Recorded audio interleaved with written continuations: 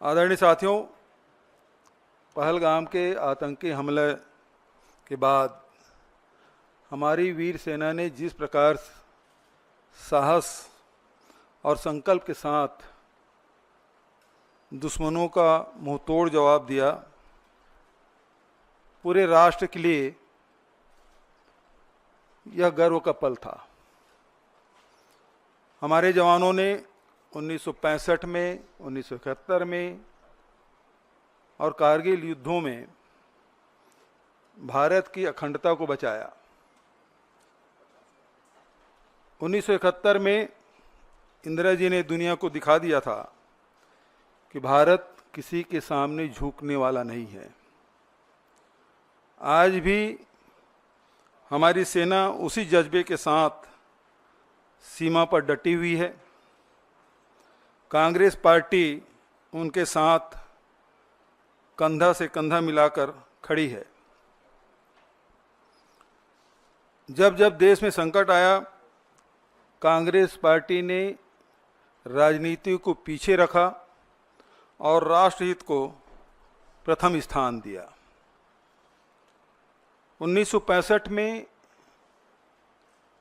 लाल बहादुर शास्त्री जी ने जो नारा दिया, आज भी वह बहुत प्रसिद्ध है, जय जवान जय किसान। इस नारा देकर उन्होंने राष्ट्र को एक सूत्र में बांधा। 1971 में इंदिरा जी ने अमेरिका के दबाव को ठुकराकर पाकिस्तान को धूल चटा दिया था। आज भी हमारा वही संकल्प है। आतंकवाद के खिलाफ संघर्ष में राजनीति नहीं, राष्ट्रवाद चाहिए। हमने इंदिरा जी से सीखा है, दुश्मन से बातचीत की मेज पर जब बैठें तो कमजोरी नहीं, ताकत दिखाएं। 1971 में 93,000 पाक सैनिकों को घुटने टिकाए, लेकिन कभी भी दुनिया के सामने झुके नहीं। आज सरकार से पूछिए, क्या अमेरिका के दबाव में हमने अपनी नीति बदल दी? इस संकट की घड़ी में कांग्रेस ने सभी राजनीतिक कार्यक्रम रद्द किए। संविधान बचाओ रैली जैसे महत्वपूर्ण आयोजन को स्थगित किया गया ताकि देश में एकजुटता का संदेश जाए। हमने जय हिंद यात्रा निकाली, जिससे सेना का मनोबल बढ़े और जनता के बीच जनता आतंकवाद के खिलाफ एकजुट हो। हमने सरकार से कहा, चाहे जितना बड़ा संकट आए, कांग्रेस आपके साथ है। जब पूरा देश सेना के साथ खड़ा था, भाजपा नेता ट्विटर पर यूपीए एनडीए की तुलना करके मुद्दे को राजनीतिक रंग देने में लगे थे। उनके नेता हमने सर्जिकल स्ट्राइक किया, कांग्रेस ने कुछ नहीं किया। जैसे ट्वीट करके सेना की बहादुरी को अपनी उपलब्धि बताने की कोशिश की। सवाल है, क्या सेना के बलिदान को चुनावी बयानबाजी में इस्तेमाल करना उचित है? एक भाजपा नेता ने ट्वीट किया, कांग्रेस के समय में आतंकवादियों को माफी मिलती थी, मोदी जी ने सीमा पर सबक सिखाया। यह झूठ है। हमने हमेशा आतंकवाद को कड़ाई से निपटाया, चाहे 71 की बात हो, चाहे 84 की बात हो, या अनेक उदाहरण दिए जा सकते हैं। हमने स्पष्ट संदेश दिया कि भारत की एकता से खिलवाड़ बर्दाश्त नहीं। कांग्रेस ने पूरे देश में जय हिंद यात्रा निकाली, जो सशस्त्र बलों के पराक्रम को सलाम और आतंकवाद पीड़ितों को श्रद्धांजलि देने की मुहिम। यह यात्रा सेना की वीरता को याद करते हुए समाज में मेलजोल और राष्ट्रीय एकता बढ़ाने का माध्यम भी बनी। दूसरी तरफ भाजपा एक राष्ट्र संकट वाली स्थिति में भी राजनीति करती रही। उसके बाद भी कांग्रेस पार्टी सरकार के साथ खड़ी रही, क्योंकि हम देश के हित की बात करते हैं। अब हम पारदर्शिता की मांग करते हैं। अमेरिकी राष्ट्रपति ने अचानक युद्ध विराम की घोषणा की। क्या भारत सरकार की कूटनीतिक नाकामी नहीं है? जनता जानने के हकदार हैं। क्या हमने तीसरे पक्ष के हस्तक्षेप को स्वीकार कर लिया? पाकिस्तान से वादे क्या लिए, ये भी हमें जानने का हक है। जनता जानना चाहती है। कांग्रेस की मांग मैं फिर से दोहरा देना चाहता हूं, जो राहुल जी और खड़गे जी ने पत्र लिखकर कहा कि संसद की विशेष सत्र बुलाई जाए और उसमें सभी दलों को बताएं कि युद्ध विराम की शर्तें क्या हैं। आज पूरे देश में जो घटनाक्रम घटी है, 22 अप्रैल से लेकर आज तक,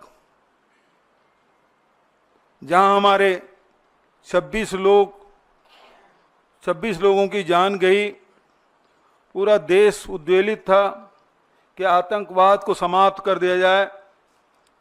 और उस दिशा में कांग्रेस पार्टी ने भी समर्थन दिया। सरकार जो भी कदम उठाए, हम उनके साथ हैं। सरकार ने कदम भी उठाए, सेना से एक खुली छूट उन्होंने दी और हमारे सेना ने आतंकी ठिकानों को नेस्त नाबूद किया। लेकिन उसके बाद जिस प्रकार से ट्रंप का जो ट्वीट आया है, वो सब हम सबको चौंकाने वाला है। सभी अचंभित हैं और इससे बहुत सारे सवाल हम सब के मन में हैं। क्या हमने ट्रंप के जो बयान आए उससे हमने मध्यस्थता स्वीकार कर ली? क्या शिमला समझौता अब रद्द हो गए? हम लड़ाई आतंकवाद के खिलाफ लड़ रहे थे, यहाँ कश्मीर इस मामले में बीच में आ गया। ये बहुत सारे सवाल हैं और इसलिए कांग्रेस पार्टी ये मांग करती सरकार से कि ऑल पार्टी मीटिंग बुलाए और संसद के विशेष सत्र बुलाए जाए, ताकि स्थिति स्पष्ट हो सके। जनता जानना चाहती है और ये जो शंका के जो माहौल बना हुआ है, वो बादल छटना चाहिए कि सरकार ने क्या वर्षों से चली आ रही हमारी जो रणनीति है उसे बदल दिया गया है, ये जानना चाहती है। आप लोगों की तरफ से कोई सवाल हो तो सादर आमंत्रित।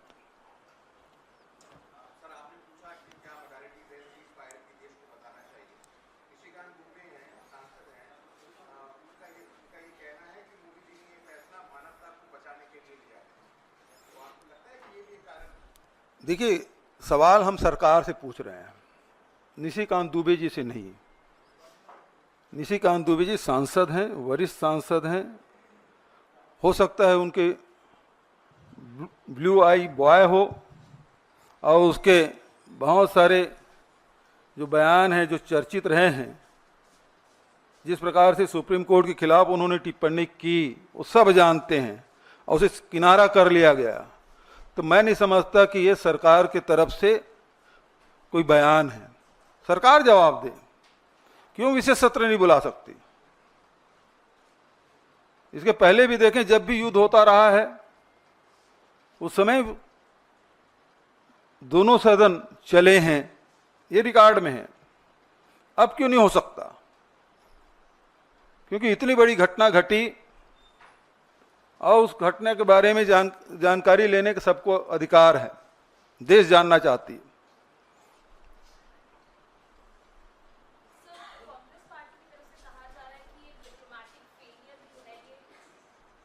डिप्लोमेटिक फेलियर है सरकार का। पहले आईएमएफ की जो मीटिंग हुई थी उसमें अपनी तरफ वोट्स नहीं ले पाए और शाम को यूएस प्रेसिडेंट ने आकर डिक्लेयर किया कि ये जो है सीज फायर हो गया है दोनों पार्टीज के बीच में। तो आपको क्या लगता है, क्योंकि आज जो बीजेपी की प्रेस कॉन्फ्रेंस हुई उसमें साफ कर दिया गया पहलगाम का बदला ले लिया गया है, आप लोग क्या मानते हैं कि कहीं ना कहीं सरकार का भी एक कमजोर रहा है? सबसे पहली बात तो ये है कि युद्ध जब ये लड़ाई चल रही थी उस बीच में पाकिस्तान को आईएमएफ के द्वारा $1 बिलियन उसको दिया जाना और उसमें जब फैसले हो रहे थे तो हमारे प्रतिनिधि वहाँ नहीं थे। दूसरी बात यह है कि अमेरिका के राष्ट्रपति का ट्वीट पहले आता है और उसके बाद दोनों देशों के बयान आते हैं, तो निश्चित रूप से ये कूटनीतिक नाकामी है, इसको सरकार को मानना चाहिए। दूसरी बात, जो अभी आपने भाजपा के प्रवक्ता के जो बात आपने की, तो सवाल ये उठता है कि हमने बदला ले लिया, ये जो वाक्य है इसमें बहुत सारे सवाल उठते हैं। क्या वो 4 या 5 आतंकी आए थे जो 26 लोगों की जान लेके चले गए, वो पकड़े गए या मारे गए? इसका उत्तर आना बाकी है। दूसरा, जब सरकार ने इसे चूक मान ली है तो जिम्मेदारी किस पे ठहराया जा रहा है? कौन उसकी जिम्मेदारी लिया, उसके लिए क्या उसकी सजा मुकर्रर की गई? क्या गृह मंत्री जी इस्तीफा दे रहे हैं?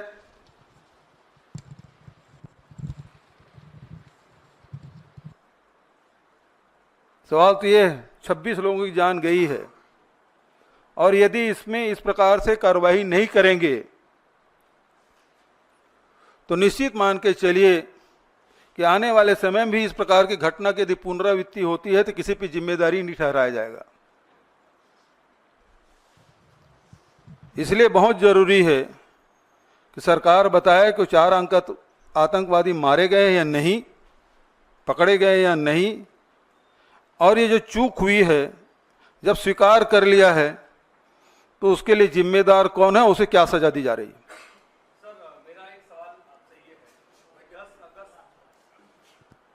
मेरा आपसे सवाल यह है कि 10 अगस्त 1994 को जब दोनों सदनों का विशेष सत्र बुलाया गया था, उस दौरान सर्वसम्मति से पारित किया गया कि पीओके हमारा है और पीओके हमारा अभिन्न हिस्सा है और उस पर कब्जा किया जाना चाहिए। ये 1994 की बात है। 2025 के दौर में आप लोग क्या सोचते हैं? आज भी पीओके हमारा है, उस पर कब्जा किया जाना चाहिए, क्या कब्जा किया जा सकता था? देखिए, प्रश्न आतंकी हमले का है। प्रश्न वहां से शुरू होता है कि 26 लोगों को धर्म पूछ के मार डाला गया और आतंकवाद समाप्त करने के लिए ये लड़ाई जंग छिड़ी। अब ये बात आए कि पीओके को हमें कब्जा करना चाहिए। देश का मूड तो यही था, सब लोग चाहते थे कि बदला लेने के सबसे अच्छा अवसर है और मीडियम चल भी रहा था। कोई इस्लामाबाद पहुंच गए थे, कोई कराची पहुंच गया था, कोई रावलपिंडी में कब्जा कर लिया था। तो जनता तो यही मानेगी कि ना ये जो दिखाया जा रहा है वही सही है, तो पीओके कब्जा कर ही लेना चाहिए। और जब 1994 में आपने इसे पारित कर लिया है और देश ने माना पीओके हमारा है, और शिमला समझौते में भी द्विपक्षीय बात हुई थी, अब इस लड़ाई के बाद तो यह है कि तीसरा पक्ष तीसरे निष्पक्ष जगह में जाके आपको चर्चा करनी है। तो ये तो बहुत ही हम लोगों के लिए दुखद एक घटना है और ये शर्तें जो है हम सब के लिए बहुत ही शर्मनाक हैं। आम जनता जो आम सेंटीमेंट है वो बहुत भार पर है और उनको लग रहा है कि हमारा जो देश है उसकी जो मनोभावना थी उसके साथ खिलवाड़ हुआ है। कांग्रेस पार्टी प्रमुख विपक्षी दल है, वो उसे किस तरह से लेती है, पार्टी का क्या मानना है? आम जन अपने आप को ठगा हुआ सा महसूस कर रहा है। पहले हम आतंकवादियों के कैंप पर हमला करने गए थे, फिर उन्होंने हम पर जब दोबारा हमला किया तो हमने तय किया हम धूल में मिला देंगे, एकाएक शांति प्रस्ताव आ जाता है। तो कांग्रेस पार्टी का क्या स्टैंड है? क्या वो आम जनता के साथ है? उसकी सोच भी यही है? देखिए, कांग्रेस पार्टी हमेशा जनता के भावनाओं के साथ रही है। दूसरी बात, हमारे राष्ट्रीय अध्यक्ष खड़गे जी और एलपी राहुल जी दोनों ने आल पार्टी मीटिंग बुलाने के लिए कहा। आल पार्टी मीटिंग हुई, प्रधानमंत्री नहीं आए, दोनों बार दोनों हमारे नेता गए और उन्होंने स्पष्ट आश्वासन दिया कि इस संकट की घड़ी में कांग्रेस पार्टी सरकार के साथ है, सेना के साथ है, जो भी कदम उठाए सरकार और सेना हम उनके साथ हैं। अब सवाल ये उठता है कि प्रधानमंत्री जी ने कहा कि सेना को खुली छूट दे दी गई, तो वापस कब ले लिया गया ये आदेश?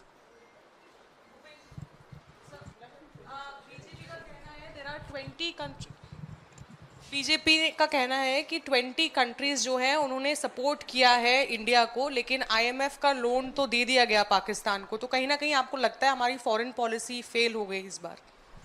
देखिए, एक बात स्पष्ट है कि आप इस लड़ाई में देखें आपके समर्थन में कौन कौन देश आए। जो रूस हमेशा हमारे साथ खड़ा होता था हर संकट में, वो हमारे साथ नहीं दिखे।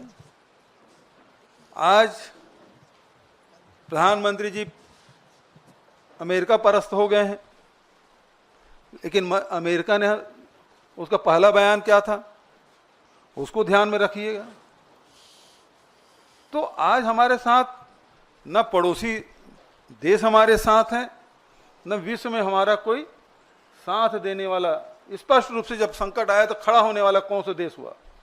जबकि नॉन अलाइनमेंट जब मूवमेंट चला, नेहरू जी से लेके इंदिरा जी और राजीव जी तक कितने देश हमारे साथ खड़े होते थे, और आज हमारे पड़ोसी देश भी हमारे साथ नहीं खड़ा हो रहा है।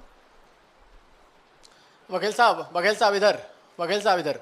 अच्छा, मेरा सवाल ये है कि बीजेपी की भी बड़ी बैठक हुई है और उसमें ये कहा जा रहा है कि बीजेपी ने कहा है कि जैसे पाकिस्तान को धूल चटाया गया है, ये एक पूरा कैंपेन देश भर में चलाएगी बीजेपी और बताएगी लोगों को कैसे धूल चटाया गया, और कांग्रेस पार्टी के सारे सवालों का जवाब भी बीजेपी देगी। आप लोग भी कोई कैंपेन चलाएंगे क्या इस मसले को लेकर? देखिए, एक बात स्पष्ट है, कैंपेन चलाने की जरूरत नहीं है।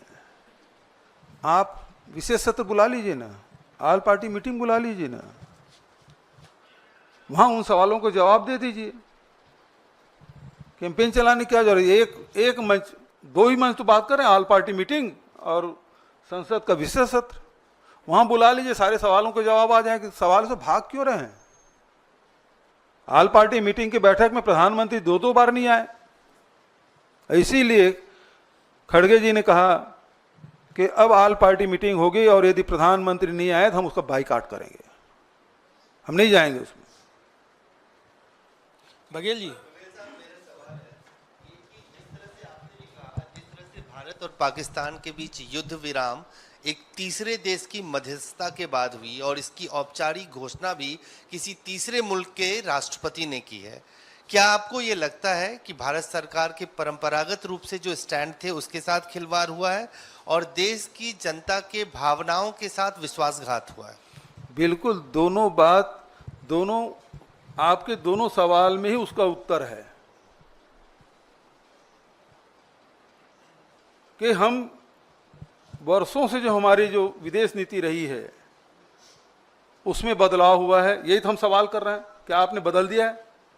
दूसरा, देश के जनता के साथ के भावनाओं के साथ खिलवाड़ हुआ है, देश की जनता अचंभित है, ये कैसे हो गया?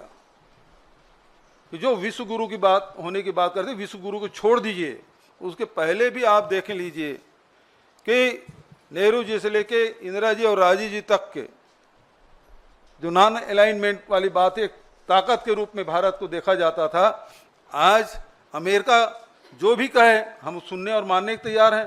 1000 साल पुराना हमारी समस्या है कश्मीर, वो एक बार नहीं 2-2 बार बोल रहे हैं ट्रंप जी, लेकिन उसका प्रतिवाद भी हम नहीं कर पा रहे। हमारी स्थिति ये हो गई है, इतनी दयनीय स्थिति हमारी हो गई है।